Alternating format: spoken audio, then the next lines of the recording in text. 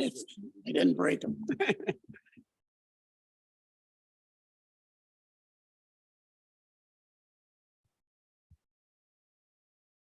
I think I'll hold this. Thanks, Glenn, for the introduction. That was a really cold night. I think any bird walk we do would have to be on a warmer night, just according to the laws of probability.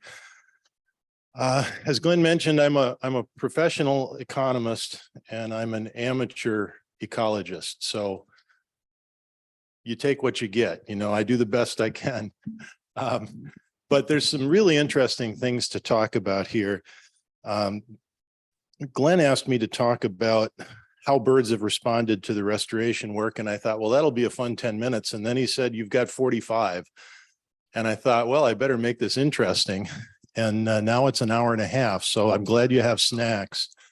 Bird responses to habitat restoration and birdscaping in Central Lake County. What a highfalutin title.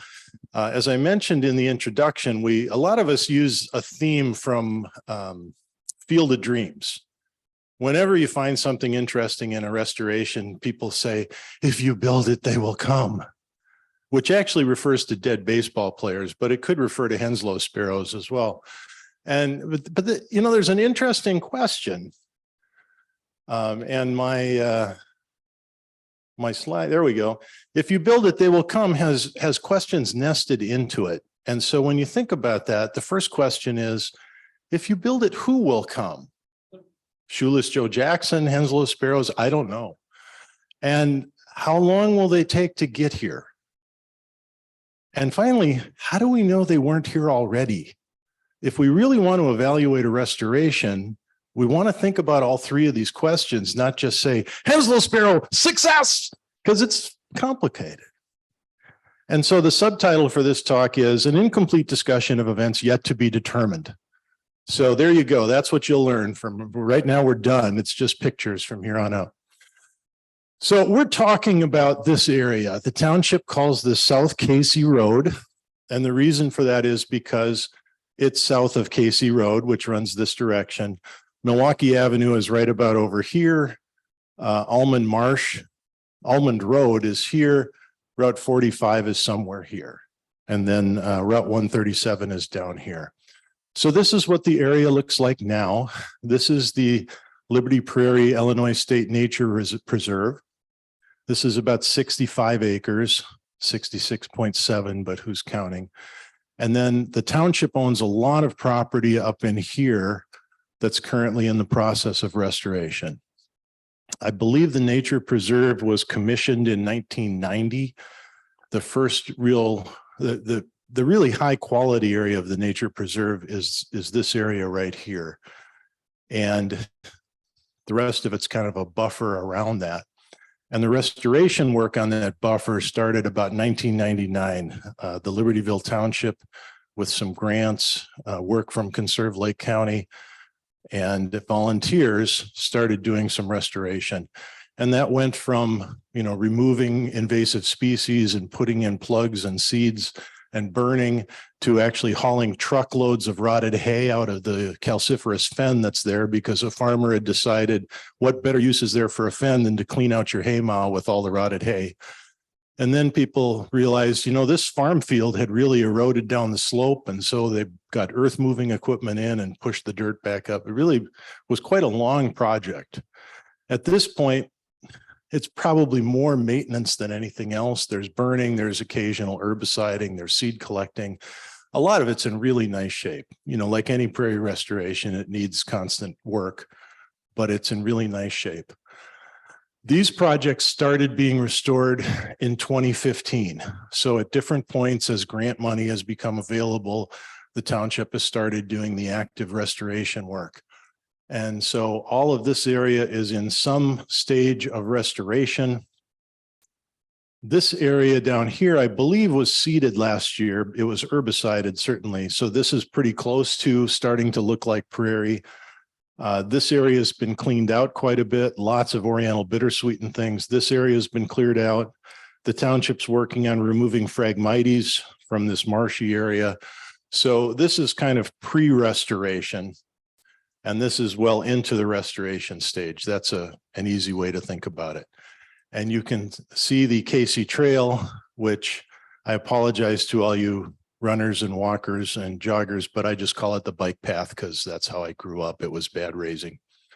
But here's the Casey Trail, and then this is the part of Casey Trail that extends into the subdivision and then out here towards Sunset. Okay, so we've all got our bearings.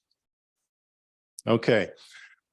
To know about where we are, it's helpful to think about where we've been. And I don't know how many of you use the Maps Online website through Lake County, but if you haven't used it, you will after this presentation, because here's what you can do.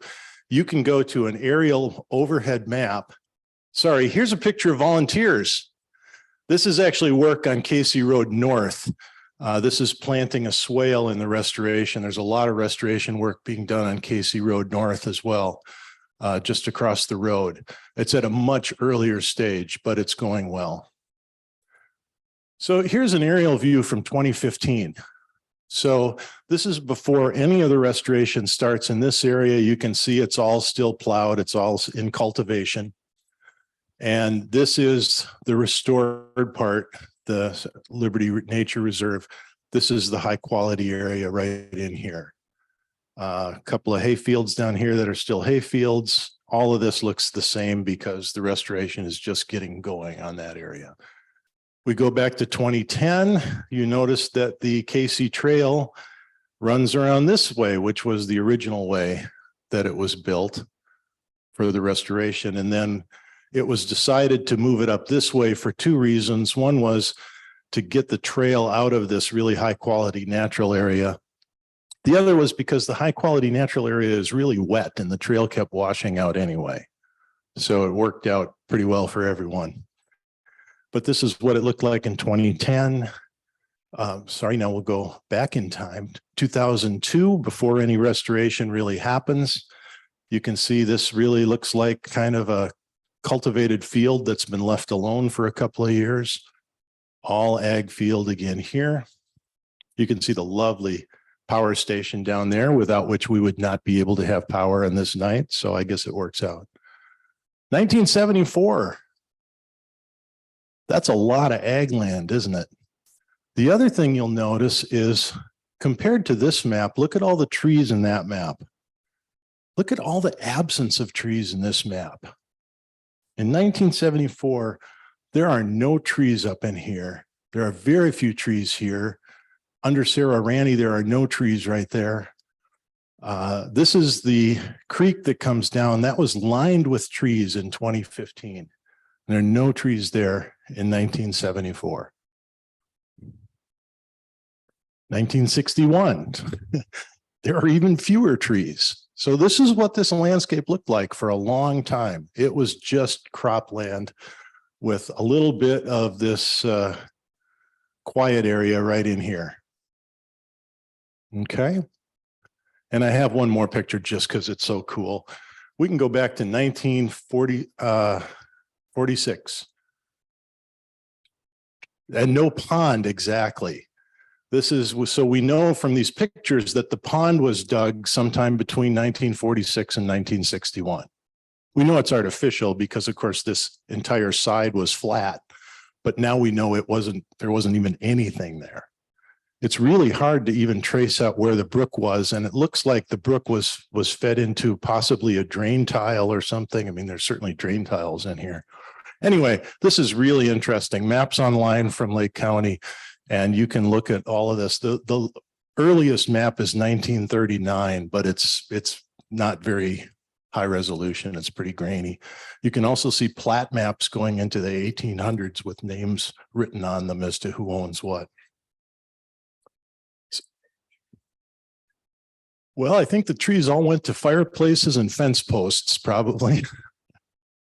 So now that we know what the land used to look like, we have a sense of how big a deal this restoration is. So here's how we monitor birds. Charlotte could give this talk more carefully, or better yet, Charlotte can tell me all the things I'm doing that are incorrect. But there are several different protocols you can use for these breeding bird surveys. And so what I do are called point counts. So I get up really early. I call it dark 30. and I spray myself with bug spray, and I go out in June and I do my bird censuses. And the way this works is you go to certain points, you stand for 5 minutes. That would be 5 minutes. You look and you listen and you keep track of everything you see. And after 5 minutes, you've written it all down and you erase your brain. And then you walk to your next point and do it over again. So these censuses are only 5 minutes of information at each point. Now, in between the points, I'm also keeping track of what I'm seeing because I can't help it.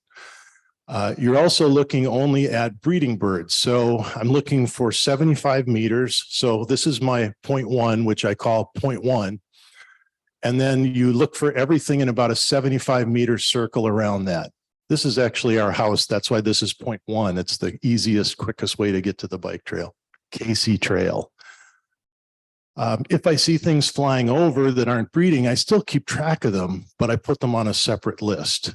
You know, if I see 24 cormorants flying over and 12 gulls going to the dump, they're not breeding, but I keep track of them. So here's point one, here's point two, here's point three, here's point four, and here's point five. So those are my five-minute observations. That's my data. This is kind of an aggregate point. This is where I dump all of the data from walking between the points, walking back. And, you know, you're trying to remember, did I see a bluebird here on my way out? Did I count it already? And, you know, you do the best you can. So I really have 6 data points. 5 of them are 5-minute points. And this one is kind of everything on the trip that's not in the 5-minute points. These are points from other people. And so what I've shown here are simply all the points where people have ever reported a Henslow sparrow. So 2 things should leap out at you. One is, wow, there's a lot of Henslow sparrows around there and none up in here. Well, of course, that's because no one is looking for Henslow sparrows up there. The other thing that should leap out at you is, other than my 6 points, there are not very many observations of Henslow sparrows. And that's all your fault. Well, it's partly my fault too. But we need a lot more data to assess how this is going. And so there will be a plea for citizen science later in the show. So anyway, this is the protocol. These are my monitoring points. And let's look at some data. Let me stop quickly. Are there any questions about how the monitoring is done before I move? Charlotte, anything I should be doing differently?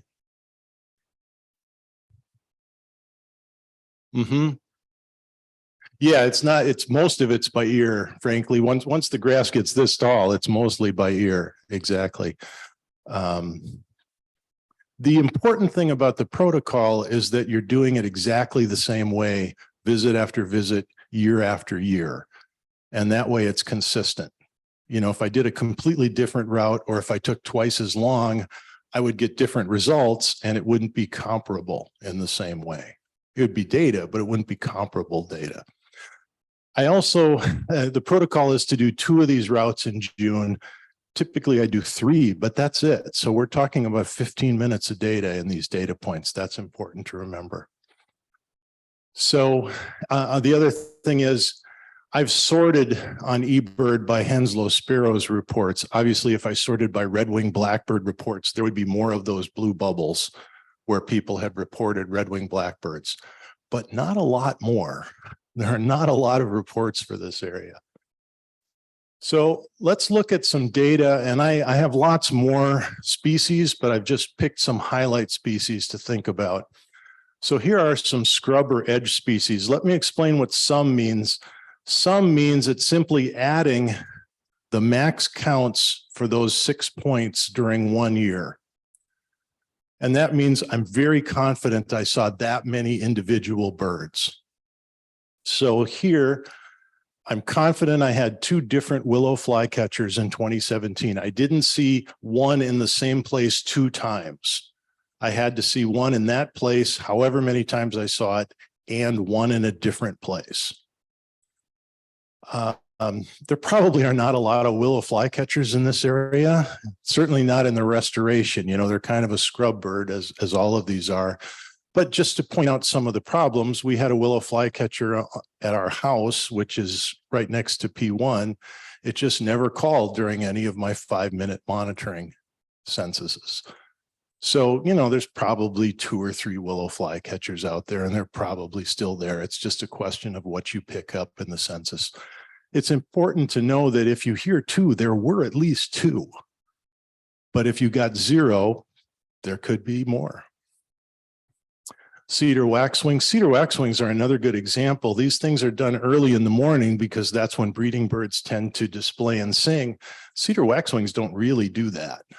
You know, you would actually get a higher count of cedar waxwings going out in the middle of the morning. The sun is higher, the insects are flying. And so when we walk the dog on the trail, we see a lot more cedar waxwings than this. So you just need to know, but you're collecting it the same way. If there are more cedar waxwings, you would expect those numbers to go up. Even if it's an undercount, you'd still see the population trend. Catbirds, easy to understand. Brown thrashers, it looks like there were 2 really good years. Almost all the brown thrashers I see are along the power station because there's that delicious, huge buckthorn hedge. And that's very deep. And so who knows how many thrashers are in there. Sometimes I get a couple that are on the edge, or they're singing close enough I can hear them over the crackling wires. American goldfinch, do we really think the population went from 28 to 3? It's more likely that in 2021, it was really windy on one of the 2 or 3 days I went out. You know, there are weather effects in here as well. I'm not trying to trash my own talk, don't get me wrong, but you're just looking at general trends over a longer period of time. And so 2 things to remember are 6 years is not a lot of data, even though it looks like a really good table, but it's also a brand new restoration, right? We're looking at really early stages for this project. So any trend we can detect is interesting.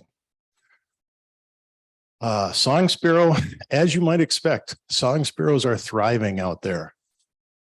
Common yellowthroat, same thing. I'm pretty sure we have 3 breeding pairs of common yellowthroats on our property alone. There are yellowthroats all over. Yellow warbler is the one where I'm allowing myself to wonder if this is really accurate, and kind of believing it is, because even in the afternoon, even on dog walks, I have not heard yellow warblers the last 2 years. Does that mean anything? I don't think yellow warblers are extinct. Our spring counts of yellow warblers are through the roof. So, you know, you have anomalies, you work with it. Indigo buntings, fairly consistent, a little low here. Glenn asked me to talk about birdscaping. There isn't, I think the heaviest birdscaping is on the southern end of this trail where I don't do census reports. But this is an example. These are the kind of birds where the more restoration is done, and especially the more buckthorn is removed, you're removing nesting habitat and things for these kinds of scrubland birds. And so birdscaping, I think, is particularly important for these kinds of species. As that birdscaping grows up, you're replacing with a much higher quality habitat the extensive low quality habitat that you've been cutting out. I'm all in favor of getting rid of buckthorn. Let's not even start that. But replacing it with something is important for these particular kinds of birds. None of these are, to the best of my knowledge, in any kind of population distress, but we like them and they're here. We'd like to keep them here. Let's move to some of the species that really are the, if you build it, they will come kinds of species. These are things that we're sure were here already. So let's look at grassland sparrows. I think of these tables as really encouraging news for a very new restoration that's really just getting started. Grasshopper sparrows from 0 to 2262. And the best grasshopper sparrow habitat that I can see is not really close to the trail. And my hearing and grasshopper sparrows don't overlap all that much anyway. There could be a lot more grasshopper sparrows. Now, as the prairie matures, grasshopper sparrows like kind of lower grasses and a little sparser habitat. It's possible those places will fill in It's also possible those are just places where the glacier left some bad soil and they'll stay patchy. So it'll be interesting to see as the restoration progresses, whether the grasshopper sparrows stick around, expand, leave and move somewhere else. It's an interesting question. Field sparrows doing extremely well. I was surprised when I first started birding at how few field sparrows I saw or heard, but that number's grown pretty considerably, and that's consistent with what I hear in my afternoon walks and so on as well.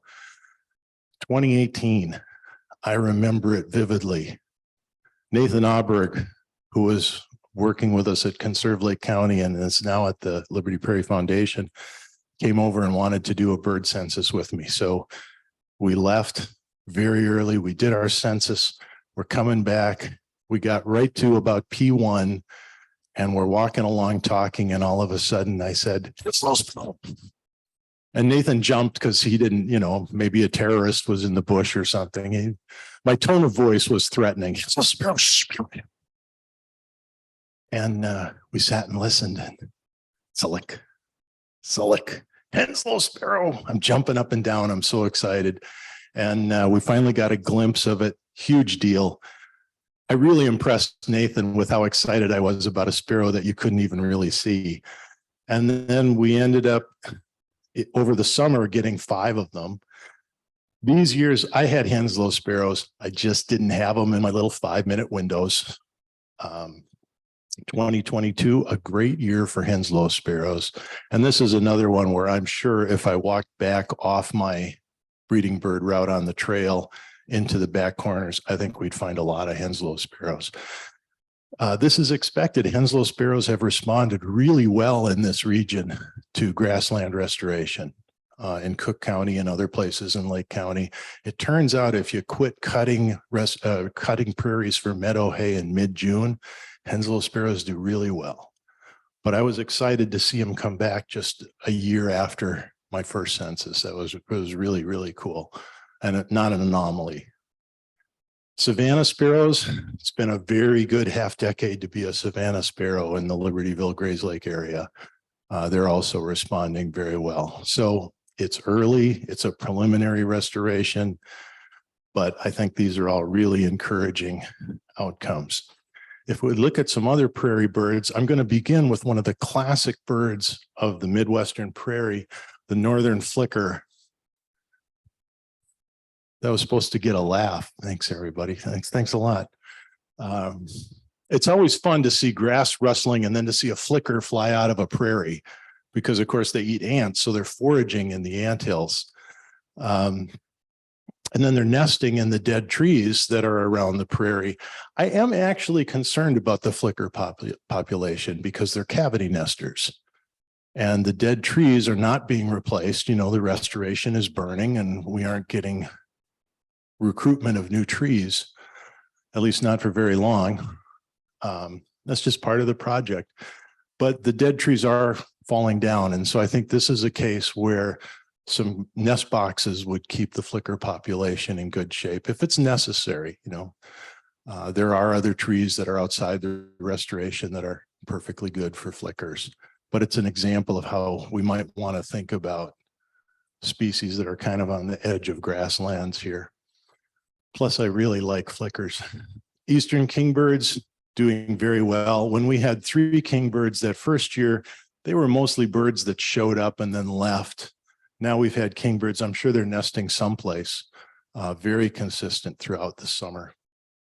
Sedge wrens are kind of a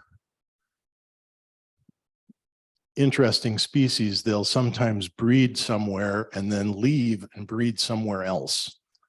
And so this is a bird that showed up. When you only see 4 of them in 6 years, you can remember them. This is a bird that showed up very late in June, so it probably had already bred somewhere and was looking for that second round. These are birds that were here earlier in June, more likely to have bred. I'm having a hard time confirming breeding in prairie grasses, I'll tell you that, but they stick around all summer, you like your chances. Bobolinks, I've only seen a few. I have seen a few more than this outside of the census area, but not a lot. Those hay fields on the south end of the new spur by that spur that goes to the subdivision, they had some bobolinks this spring. And then I've also seen bobolinks up pretty close to Casey Road on the east side, way off, but you can see them displaying. And so this is a bird I would bet we're going to see more and more of in the next few years. I predict good things for the bobolink population south of Casey Road. Eastern meadowlarks, I don't know what's going on with eastern meadowlarks. And I will also say this is consistent. You know, walking the dog in the afternoon, I heard a meadowlark or two in the last couple of years, but I didn't hear or see the numbers that I had before. Again, 2 years is not a trend, but it'll be interesting in the next few years to see what happens, because that should be perfectly good meadowlark habitat. Dick thistles, you know, if a dick thistle's anywhere close, you hear a dick thistle, and there definitely have been dick thistles out there. They're very fun. They're very rewarding to census because they just sit up and sing and sing and sing and sing and sing until you wish they'd stop so you could hear something else for a change. But very good work on dick thistles. So I think the grassland bird population data is really encouraging, remembering that this is a very quick look into a really new reintroduction. Here's a picture of an eastern bluebird, the classic sedge wren on a stem of grass looking sideways. How come I didn't say anything about eastern bluebirds? They're cavity nesters, and so we've put out nest boxes for the cavity nesters. And they've worked really, really well.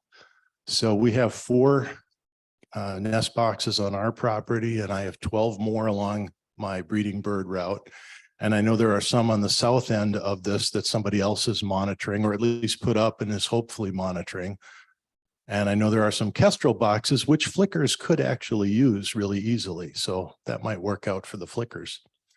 5 and 1. And this 5 was, I think, mostly in my yard where we had houses and they would move where you could see them from P1. They abandoned my yard once the trail boxes went up. They liked those better. And we've been seeing bluebirds on the trail, and the number of bluebirds fledging has been really, really strong, very encouraging. And the tree swallows make the bluebirds look like amateurs. 2018, in case you haven't guessed it, spring of 2019 is when the birdhouses went up. 13, 28, 32, 21. Look at the fledging numbers. If you go out there in early July, when the tree swallows are done with their broods, you know, in the summer afternoons, they kind of hang out in dead trees. You'll see 40, 50 tree swallows in some of those places. It's really, really exciting. And when you're doing your birdhouse monitoring, of course, you see a lot of this. Eastern bluebird, feed me, feed me. And look at this. I think these tree swallows buy these feathers from a catalog. And there are much more ornate feathers than this. All I know is somebody on Casey Road has some pretty funky looking chickens. That's the only thing I can figure out. Because tree swallows will often put feathers in their nest, but I don't know what these are, but they're not native.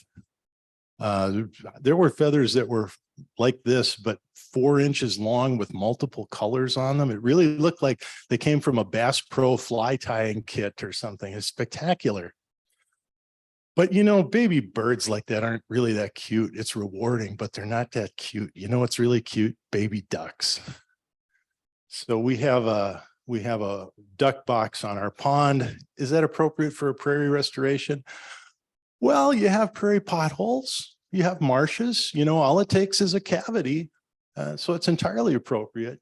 So we had a female hooded merganser with a bunch of little babies following them around. Now, they were only in our little, it's not really a pond. I call it a pond-like depression in the ground, but it has water in it most of the time. They're only there for a day, and then they wander off to the bigger pond. So you see them for a day, and then they're all gone, but very adorably cute, like little water bugs skittering around. And you know what's cuter than baby ducks? Baby ducks and a baby turtle. So these are wood ducks, which also use the same box. We've had one batch of wood ducks, one batch of hooded mergansers, and then one batch of wood ducks that had 3 baby hooded mergansers in it. Little something going on there. Other birds seen, lots of things, not really on the breeding bird survey. These are mainly before June or after June, but lots of bald eagles, not of course really using the restoration area. They're not huge on prairies, but the Des Plaines River, and they're circling. In fact, Sunday I was working on this talk and I was sitting outside and 2 eagles were soaring right overhead. That's pretty cool, I gotta say. In the winter, we see rough-legged hawks. We also see northern harriers. I think northern harrier is a really good candidate for a nesting bird in this restoration. I think when the restoration gets more mature, I really like our chances at having nesting harriers. Short-eared owls, I've seen short-eared owls at least 3 times out there in the winter. I know a couple other people have reported short-eared owls as well. That's a place, as the prairie fills in and gets more dense, I think we should expect more short-eared owls in the future. Northern shrike, we had one winter where a northern shrike hung out. There's no reason we couldn't have more shrikes. It's perfect shrike habitat. Lots of woodcock. If you want to see a lot of woodcocks, this is a great place. We've had 8 or 10. I think, Lori, what's the most you remember on one of our woodcock walks? Yeah, 8 or 10 easily. And that's only going a third of my breeding bird route. And Wilson snipe, if you've never heard a winnowing snipe, this is a really cool place to hear that. Winnowing is the sound that the wings make when they fly. It's a display flight like what woodcock do. They do that in the morning, they do that in the evening, they do that at night, and they fly up really high and make these enormous circles. I mean, they'll go almost around the entire nature preserve. There's huge circles making this winnowing sound. So I encourage you to think about doing that. So now we have an important question, which is my third question. How do we know these things weren't here before the restoration? Well, we can look at eBird reports. Obviously, no one posted to eBird in 1919 because the internet was really slow in 1919, so it didn't work very well. But you can post retroactive reports, and sometimes people do that.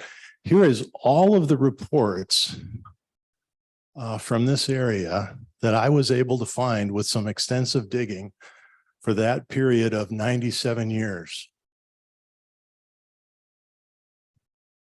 This is someone who has 2 reports from subsequent days in February 2014. And I think it's somebody who heard about eBird, got really excited, eBirded somewhere in the preserve, got about 9 species, came back the next day, eBirded at the same spot, got about 7 species, and then decided I'm going somewhere more interesting.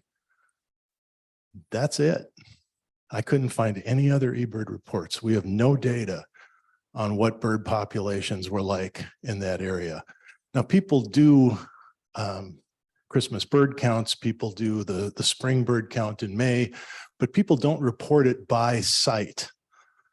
And so you can't really disaggregate and say how much was there. And frankly, I don't think people bird this very intensively in either of those cases anyway.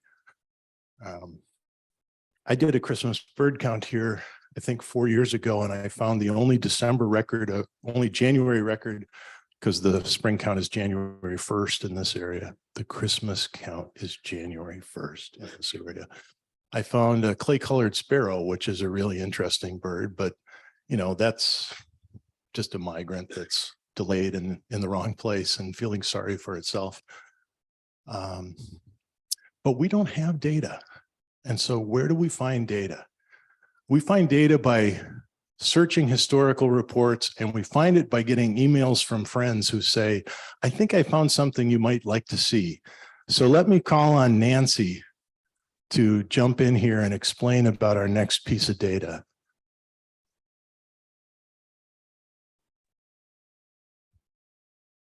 Hey there. Am I on?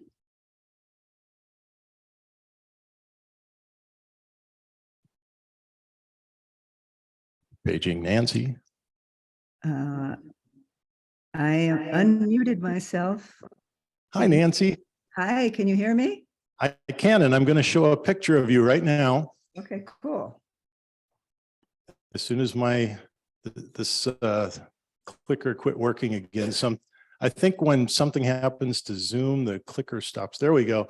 That's a picture of Nancy. You want to tell us about the picture and tell us about your project, please? Okay, this is Nancy Ranney. Thanks, Jeff, for bringing me in here. I'm calling in from New Mexico, where I've managed our family ranch out here for 20 years. I grew up on Casey Road, Windward Farm, where the Lynches now live. And just to give you a little picture of what it was like in the 50s, all those roads, Casey Road, Almond Road, were all dirt. And I could ride my pony from our farm on Casey Road down to Homer Martin's saddle shop on Buckley Road, which I believe now is Dover Saddlery.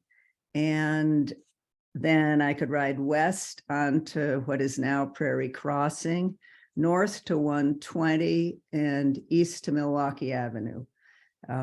There were very few fences, only around the barns for horses and a few livestock. So it was a pretty amazing landscape to know. Our 80-acre farm was primarily corn and soybeans, but we had quite a lot of woodland. We called our back the Fun Woods, and Bull Creek ran through it. So there was definitely habitat. My dad loved birds to the extreme that he never allowed me to have cats as a child. And by the time I was 10, I knew all the birds in our area and all their Latin names. So when I joined 4-H, primarily to do horse things, I also did a project in wildlife conservation. And Jeff has, I came across that report for my 4-H wildlife conservation a few years ago and sent it to Vicki Ranney, who I believe is listening. And she passed it on to Jeff. And I believe there are something like 35 species in it. 36, yeah. 36. Sandy Whitmore, who I believe is there tonight, also has a list of my Chicagoland birds I kept around that time. And she has on there a golden eagle. Unfortunately, it doesn't say where that was found. But at any rate, those are the birds that I discovered in 1959, 1960. No cranes, of course, yet. And it's sort of fun to be included here. Thank you. I circled back to my birding roots in 2002 when my father passed away, and I went on the Crane Foundation board as well for a few years. And then in 2017, our ranch here in New Mexico was selected to be the pilot ranch for the Audubon Conservation Ranching Program.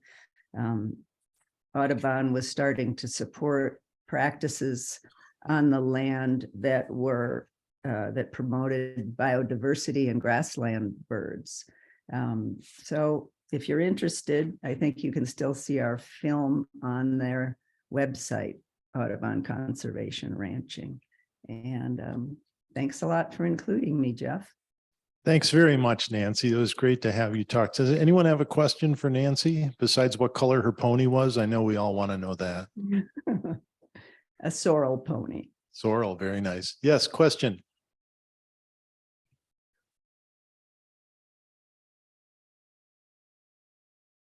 Do you know when the pond was put in or why it was put in across from south of Casey Road?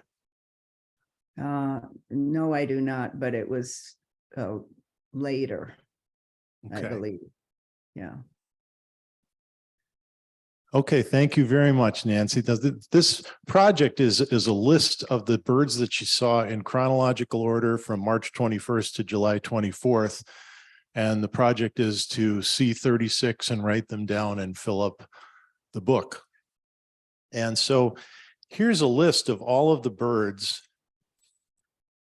that she was able to identify, and they will all look very familiar, although some of them have weird names. Purple grackle, for example, these are just names change. And so a few of these are older names. English sparrow, of course, we now know as the house sparrow or that darn sparrow. When you look at this list, there aren't too many names that jump out at you as, first of all, things that we don't see anymore. And secondly, prairie birds. Now, you heard Nancy say that the property had a lot of woods, but of course the fields probably would have been prairie. And so we do see bobolink on there. I've highlighted Canada goose because, of course, in 1960, the giant Canada goose was considered as possibly extinct. There are 7 subspecies of Canada goose and 4 subspecies of cackling. Giant Canada is the most common, and most of the geese around here are giant Canada geese. And so they were almost completely absent. They found, Fish and Wildlife found 2 small flocks, one in the Mississippi River outside St. Louis, and one in a small lake in Rochester, Minnesota, where somebody had put some captive Canada geese. They've done extremely well. The other subspecies were still around, but giant Canadas were and are now by far the most common of those 7 subspecies. I remember in the early 1970s, when we were kids, if we heard geese calling, we'd run out of the house and look up and try and see them, because you might see geese once or twice a year. I've also double starred the purple martin. Anyone want to guess why? Of all these birds, that's the one I think has had the biggest population decline. Purple martins are much less common now than they would have been in 1960. Canada geese, much more common. Purple martins, much less common. We have purple martins that nest in the houses at Independence Grove. I don't know where else I would go within 20 miles to see purple martins. I imagine there are places, but you don't see them very often at all. So what do we learn from this? Well, we learned that what was around in 1960 is still pretty much around, with the purple martin again being the one that I would highlight. So that's interesting, but you also see, with the exception of bobolink, the complete absence of the prairie birds. And so when you say, if you build it, they will come, you might have to remember they may not have been around for a really long time, and they may not show up next week. It might take a while. So another question is, what was not here in 1960, but is now present? And of course, sandhill cranes, and even nesting sandhill cranes. The last nesting sandhill cranes in this area were sometime in the early 1930s.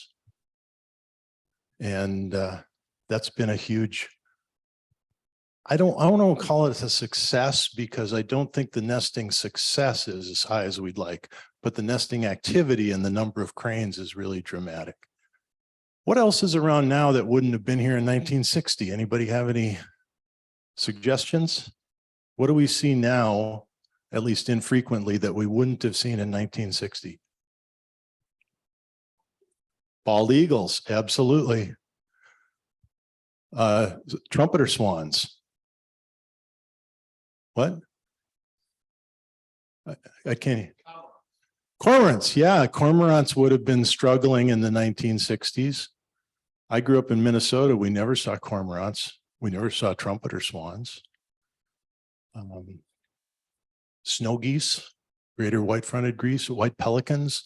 These are all things that were common out west, but have gradually shifted their population east.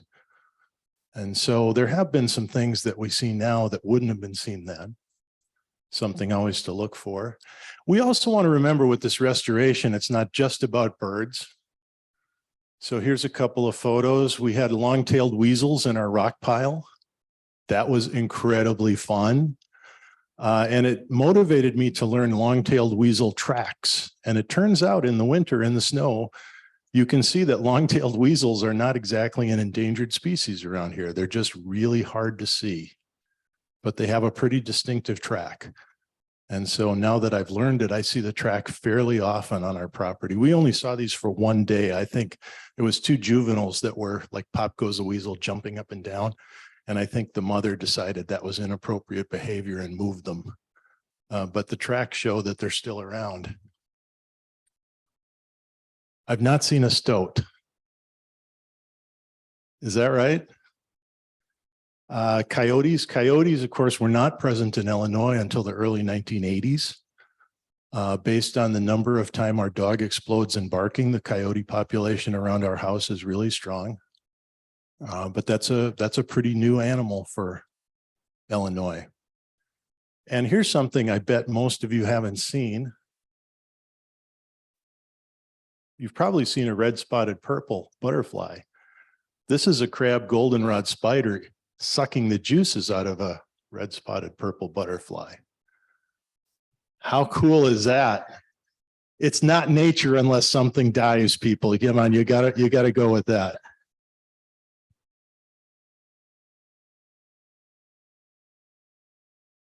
My sister took this picture and I went out to see it, and it was very exciting. And it also made it much more easy to understand when we brought a goldenrod bouquet in the house and found a big yellow spider on my recliner chair. It was all made more sense. What's next? Whooping cranes are what's next. Keep your eyes up. Whooping cranes migrate through this area every fall and every spring. Somebody's going to see one over this prairie restoration. Mike Roach saw one. Somebody else is going to see one this year. Somebody's going to see one. So keep your eyes up. When you hear sandhill cranes, look for the really big white one in the middle. This message brought to you by the International Crane Foundation, Baraboo, Wisconsin. Turkeys, I think, are very logical. In fact, when I was on the board of Conserve Lake County, we talked about doing a turkey reintroduction, and we decided, first of all, turkeys are not everyone's favorite wild yard animal, and we weren't sure we wanted to be part of it. And second of all, turkeys will show up here. No question about it. It's sort of the same thing. They will come when we're not sure, but we'll start seeing turkeys here eventually, and hopefully bobcats. What else is next? I have my idea. I say we go for it. You want to talk about birds creating prairie tourism? Nothing works better than a herd of bison. So this is my secret plan, which I have now revealed to you. You're all in on the front step of this plan to boost tourism to Central Lake County. The Dave and Sandy Whitmore Bed and Breakfast is one of our supporting sponsors. I think it's magical. Wouldn't it be cool to drive down Casey Road and see 10 or 12 bison going through? Lori and I will volunteer our hayfield as part of the reintroduction site. It'd be a great way to slow traffic, maybe too slow. All right, well, thanks everyone. We have time. Do we have time for questions, or is the hook coming out? Time for questions, Glenn says. Hey, I'm half an hour under what I thought I'd be. Yes.